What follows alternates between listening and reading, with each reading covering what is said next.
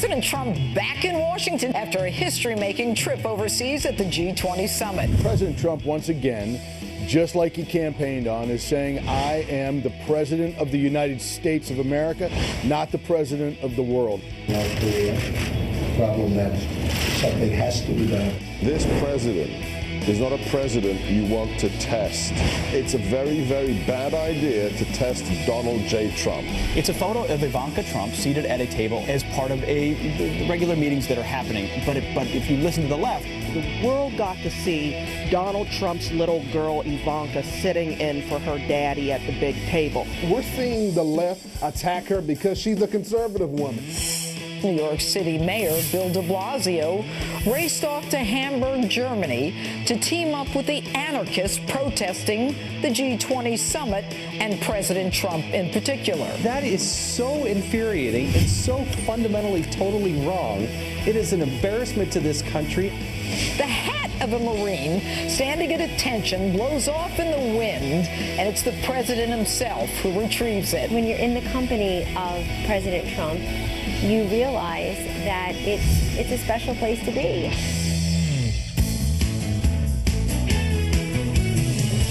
Oh, baby, I like it, the way you move on the floor. Baby, I like it, come on and give me some more. Oh, yes, I like it, screaming like never before. we commented on the camera shot last hour, so they tried to do it again. And it's pretty cool. They're doing a really good job. They are. Good Do a lot morning of cool to stuff all in the of you. spaceship. We are in the 4th hour now of Fox and Friends. Still got a big hour to go. This is the hour where I pull out my 50 spinner system. I noticed that every day on the show, about 4 hours. Not because I'm bored, just because I got a little ADD. But well, so does President Trump, it seems. But he is up this morning, and he is already tweeting away about the G20 summit and about many other things. But we'll read you those. And we want to bring in Ed Henry as well, who we love getting his take on all the issues. Ed, good to see you this morning. Good morning. Good to see you. How are you? All right, Ed, I'm sure you haven't gotten the latest one because it was just a few seconds ago. If we can pull this one up on the screen, the most recent one from President Trump. He said sanctions were not discussed. Well, there we go.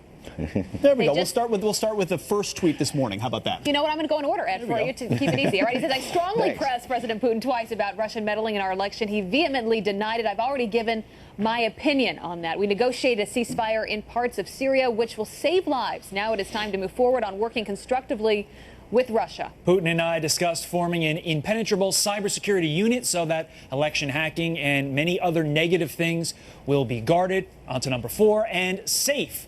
Questions were asked about why the CIA and FBI had to ask the DNC 13 times for their server and were still rejected. Still don't. Yep, and then the 5th tweet is, and still don't have it.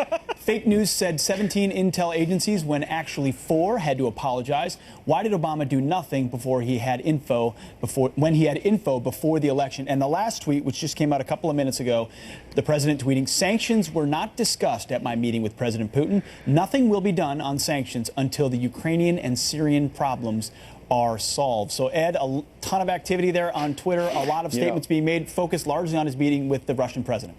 Yeah, I think the reading of those tweets took longer than the G20 summit. Surely. And so, no offense. No, in all seriousness, look, I think there's 2 different issues here. It's about Russian meddling in the election and the allegations of collusion. On the issue of meddling, the president would probably be better served if he pushed back harder against Vladimir Putin. I mean, there's this storyline out there that the president and his top aides are not pushing back on, which is that, yes, contrary to what the media wanted to claim, the president actually did raise this with Vladimir Putin, and the meeting went on very long, as you've been reporting, and maybe even pressed Vladimir Putin about it. But then Putin comes out and says, look, I denied it to the president, and the president moved on. He accepted me saying that. I think the president probably should be more forceful. Well, his first 3 tweets had said just that. He said, I pressed him. What? He didn't, but he didn't say, my point, Pete, is that if the president of the United States accepted that there was no Russian meddling, you probably shouldn't just accept that at face value, I guess is my point. The fact is there was meddling, not collusion, but meddling. Well, look, that is where President Trump is coming from. He has a lot of people that agree with him on that, but members of his own party, I'm sure John McCain will be out with a statement at some point today. Marco Rubio has already been out tweeting this morning. He says partnering with Putin on a cybersecurity unit is akin to partnering with Assad on a chemical weapons unit. How do you see this playing out? Because this will surely dominate the airwaves for the next few days. This is my point. Marco Rubio, a Republican, not always a friend of Donald Trump, we should say, but in more recent months has tried to work with them on various issues at dinner at the White House, etc. Marco Rubio is saying, look, it looks silly for the president to be out there saying, I'm going to partner on cybersecurity with Vladimir Putin. It's like working with Assad on chemical weapons. Maybe a fair analogy there. So that's my point, is why doesn't the president just say, look, Putin says I moved on and I don't believe in meddling. You know what? There was Russian meddling. We know there was meddling. That's different, a whole lot different than what Democrats and the media have been charging, that there was collusion between the Russians and the Trump campaign. That has not been proven. This president is on high ground on that and should focus on that instead of this other business. Well, which, of course, it's almost as if what you're talking, I mean, he did that with the last 3 tweets that he sent out, pointing out fake news media, intelligence agencies. I mean, he's litigating both. I mean, that's cybersecurity. But the cybersecurity unit is, you could argue, a response to taking the Russian meddling serious. Hey, we're going to do something about it, because we're not just moving on. We're doing something about it and disprove collusion. You're right, but I think Marco Rubio might be saying, so why doesn't the President of the United States, I guess is what I'm trying to say as Commander-in-Chief, say, I'm going to get on top of this? Because, you know, Vladimir Putin denied there was meddling. Again, there was not collusion. At least there's no evidence of that. Big deal that narrative has not been proven. But there was meddling. So rather than working with Putin on some sort of a task force, I, as Commander-in-Chief, are going to make sure that the Russians never meddle in our election again. And do it on your own. Why do you have to work with the Russians, who have been bad actors in this? How do you do that?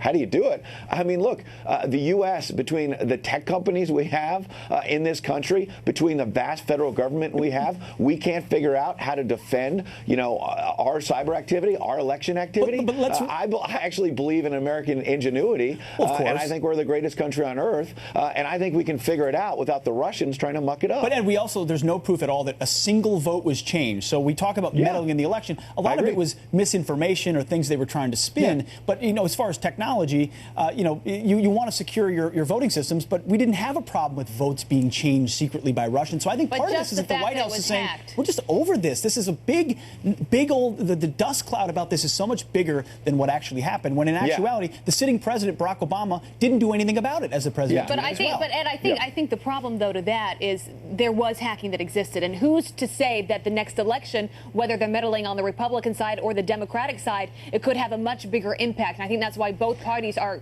jumping and saying we've got to do something about this. You're right. My question, Ed, is how much more ammunition, though, does this give liberals? Because they are just waiting at the bit to jump on anything they can Russia-related. So now they're going to take this time and say he's working. Ridiculous. See, he's working with Russia. He is colluding with Russia. He's proven his point. He's colluding.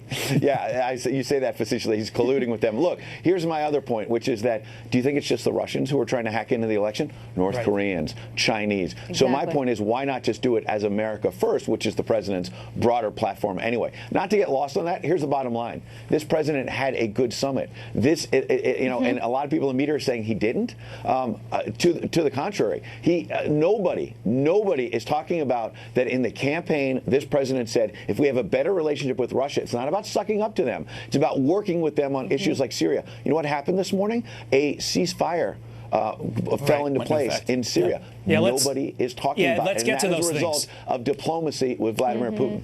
Let's get to those things on the list, Ed, because we spent 8 minutes kind of talking about, you know, a little bit of a disagreement within the Republican Party, but there were a lot of good things that I think unequivocally everybody would say. Obviously, the North Korean talks, the Syrian issue there, firm stance against the Paris Climate Agreement, which obviously not everybody agrees with, but that's going to improve, I think, our standing in the world. So what do you think about all this?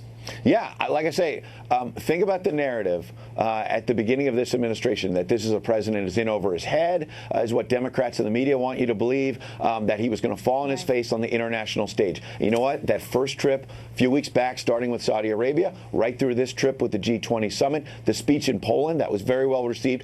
This president has had 2 very strong trips against all the critics, predicting he'd fall on his face, and they can't simply accept that. So now they're nitpicking. Well, Ivanka was in the chair for a few minutes. His daughter was doing this. There's a New York Times front page story that the U.S. walked away from talking about climate with the other countries, so they did their own thing without America. You know what? I've covered a lot of these summits. They throw these documents together, communiques. We're going to do this on climate change, and when you read the details, we're going to do something in 2038 or something. And you know what? And the U.S. is going to have to be the ones that reduce emissions more than anyone. This president said, I'm not sitting around and talking and gabbing about that nonsense. I'm going to actually get other stuff done, like a ceasefire in Syria, something that President Obama couldn't do. But Ed, that's what they always do. I feel like the mainstream media, they focus on the surface level stuff, the optics of it. Remember the first international trip? I read more headlines about the fact that President Trump and Melania were not holding hands. So you think about all that was accomplished on this trip, and so much focus on the fact that Ivanka Trump sat in that chair for just a few moments. It's unbelievable. But I want to get your point. Well, real quick though, a couple of days ago, the same thing happened. Remember, it was the Polish First Lady who allegedly had snubbed President Trump and had not shook his hand. She was rushing over to shake First Lady Melania Trump's hand, and then if you looked at the actual video, 3, 4, 5 seconds later, she shook President Trump's hand. So this was again so not only is it wrong, Ed, let me ask you this: how does this impact any of the American people's lives? Zero. And that's why you're right. You go out there, you talk to people in diners all around the country. You do it all the time. You've led the way on this going back to the election. And the bottom line is you talk to people. They want to hear more about jobs. They want to hear more about health care. The president has gotten distracted on some of this Russia stuff before, but he is the one who's actually been leading the way on removing government regulations that are helping the economy, number one. Number two, what about that jobs report late last week? That was far better than anyone expected. And that shows that this economy is showing some real signs of life. That speaks well of this president. And Republicans have been trying to block his agenda at every step of the way. We'll see if he can get a health care deal. We'll see if he can get tax cuts in the months ahead. That's really where his focus is going to need to be for the rest of the year. That's a big question. Well, Ed, just we want to get one last comment from you. We know you covered Hillary Clinton and that you miss her. Well, she is back. She is shopping herself for a lead role in the upcoming midterm elections. Her PAC has evidently identified 23 districts held by Republicans where she did better than President Trump. Do you think Hillary Clinton hitting the trail is what Democrats need right now? No, I talked to people who were involved in her campaign before who keep telling me that they're cringing every time she speaks because they think she needs to get off the stage. And I read this story in the Hill newspaper, and it's saying that nobody knows these districts better than her. She's studying up which Republican House members, their districts, she did better than Donald Trump. She's going to go in there. You know what? If Hillary Clinton knew better than anyone and was studying this, how did she not win last time? And if you go to Vox right now, this liberal website, they say the front runner for 2020 is not Hillary Clinton, it's Bernie Sanders. That has to send a chill up her spine because she and the DNC, as you know, rigged this whole deal with the debates and everything to try to block Bernie Sanders. And you know what? The people in the Democratic Party, not all of them, but some of them, their energy, their support is with Bernie, not with her. And that has to be the ultimate slam. You know what might be a better use of Hillary Clinton's time, Ed? Reading your book. Where can people find it?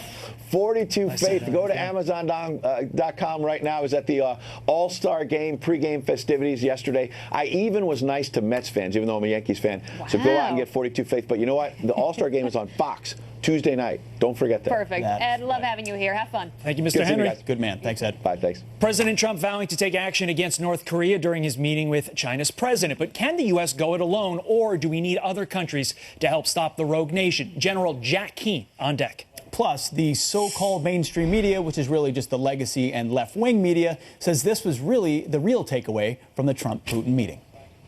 The big story was the way they both engaged in the art of man-spreading, widening their legs out as far as the wings of